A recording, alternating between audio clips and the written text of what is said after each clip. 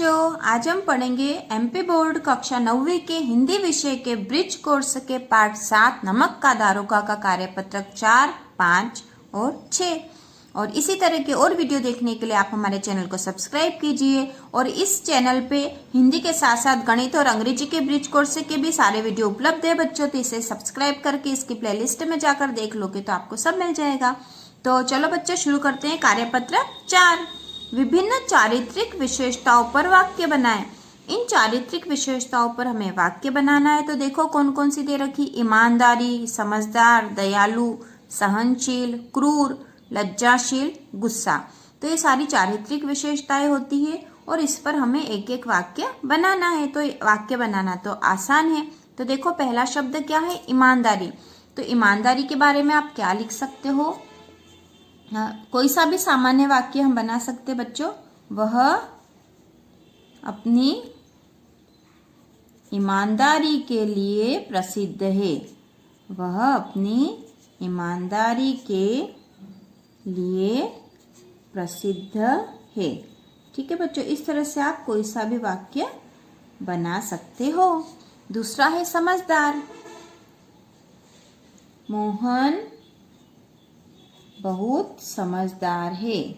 मोहन बहुत समझदार है। आप किसी का भी नाम लिख सकते हो, है ना। समझदार शब्द पे हमने यहाँ पर एक वाक्य बना दिया। दयालु, महात्मा बुद्ध दयालु थे।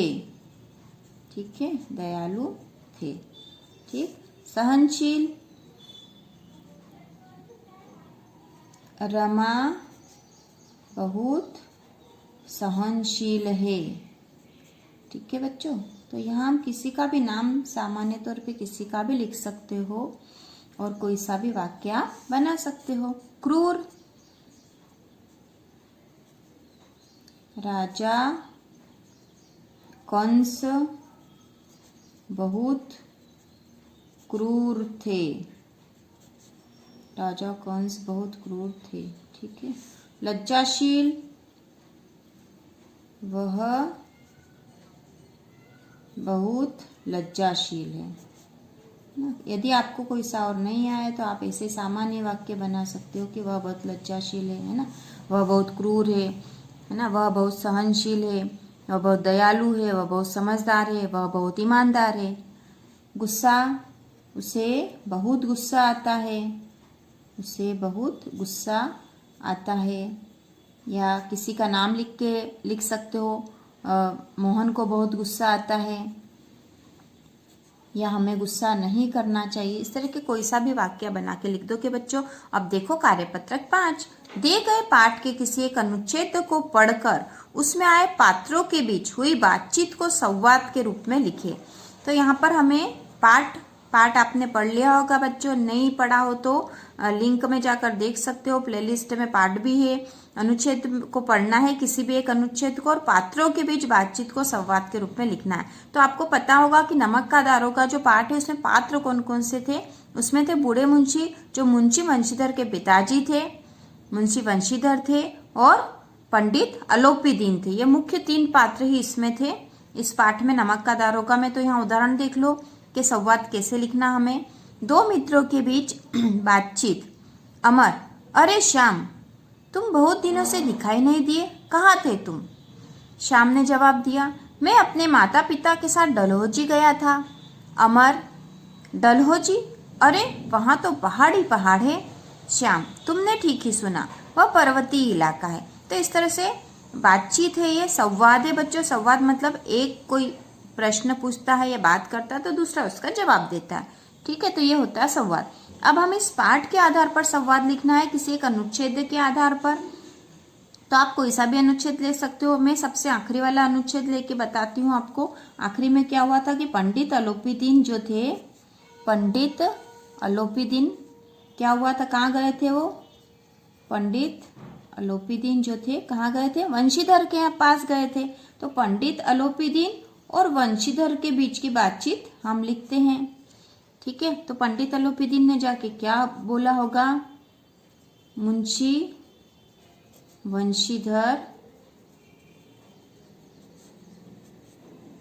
मैं आपसे बात करना चाहता हूँ।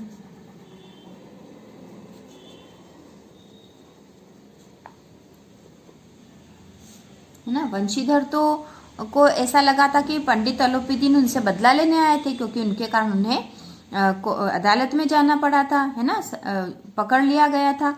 तो वंशीधर ने क्या बोला होगा, मुझे माफ कीजिए, है ना। उन्हें तो ये लगा होगा कि ये बदला लेने आए, तो उन्होंने बोला होगा कि मुझे माफ कीजिए। फिर अब बताओ अलोपीदीन ने क्या बोला होगा फिर से, पंडित अलोपीदीन ने क्या बोला होगा बच्चों, आप सत्यवादी और ईमानदार हैं। आप सत्यवादी और ईमानदार हैं। वंशीधर ने क्या बोला होगा बच्चों, देखो जवाब में, मैं अपने आदर्शों से जकड़ा हुआ हूँ। इसी तरह का कुछ जवाब दिया था, आदर्शों से जकड़ा हुआ हूँ, मतलब मैं अपनी ईमानदारी और सत्यवादिता को छोड़ नहीं पा रहा हूँ, है ना। तो पंडित अलोपीदीन ने क्या कहा था, पंडित अलोपीदीन आज से मेरी सारी जायदाद की देखभाल करने का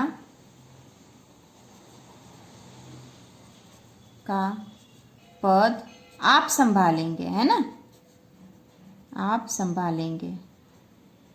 फिर वंशीधर ने क्या बोला होगा, वंशीधर तो कुछ बोल नहीं पाए थे, है ना, फिर जी बोल दिया होगा। इस तरह से है ना बच्चों, इस तरह से आप अपने मन से लिख सकते हो। ये भी मन से लिखा हो, क्योंकि वहाँ पाठ में ऐसा नहीं दे रखा था, हमें अपने मन से लिखना, और आप कोई सा भी अनुच्छेद निकाल के अपने शब्दों में लिख सकते हो। पत्रक 6 जो है वो है अपने पिताजी एवं माताजी की विशेषताएं लिखे, है ना। अपने पिताजी एवं माताजी की विशेषताएं आप खुद लिखोगे, है ना। तो पिताजी की, जैसे आपको ऐसे लिखना है, जैसे यहाँ पे लिख दो पिताजी की विशेषताएं, पिताजी की विशेषताएं, है ना, और फिर लिख देना माताजी की विशेषताएं। तो यहाँ पर विशेषताएं में मुख्य रूप से आपको उनके चारित्रिक गुण लिखने हैं। जैसे मेरे पिताजी बहुत ईमानदार है, मेरे पिताजी बहुत ईमानदार है ना। इसी तरह से मेरे पिताजी सत्यवादी हैं, है ना। ये लाइन पूरी आप लिख लेना, है ना, सत्यवादी है।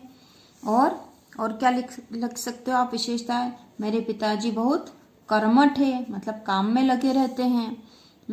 मेरे पिताजी कर्तव्यशील है, अपने कर्तव्य हमेशा पूरे करते हैं। और फिर जैसे यहाँ लिख सकते हो, मेरे पिताजी सहनशील हैं, है ना। मेरे पिताजी बहुत दयालु हैं। इस तरह से आप पूरी लाइन आपको लिखनी है बच्चों। मैंने तो यहाँ पे मेन शब्द लिख दिया है। उसके बाद यहाँ पर आप यहाँ लिख देना माताजी की विशेषताएं, है ना, माताजी की विशेषता। यहाँ आपको अपनी माँ की विशेषताएं लिखनी है ना। तो कुछ तो ऐसी ही आ जाएगी, जैसे हमने ऊपर लिखी वैसे आप डबल से भी लिख सकते हो कि मेरी माँ बहुत ईमानदार है, मेरी माँ जो है सत्यवादी है ना, सत्यवादी है, सहनशील है, ठीक है, सहनशील है। और मेरी माँ जो है भोजन बहुत अच्छा बनाती है, ये भी हम लिख सकते हैं। पिताजी के इसमें भी यदि वो बनाते हैं तो आप लिख सकते हो, है ना, अच्छा बनाती है, ठीक है। और भी जो विशेषता है, मेरी माँ बहुत कर्मशील है, ठीक है, काम में लगी रहती है हमेशा, कर्मशील है, ठीक है। इस तरह की सारी विशेषताएं बच्चों आप लिख सकते हो अपने मन से कि आपके माँ और पिताजी की क्या क्या विशेषताएं हैं।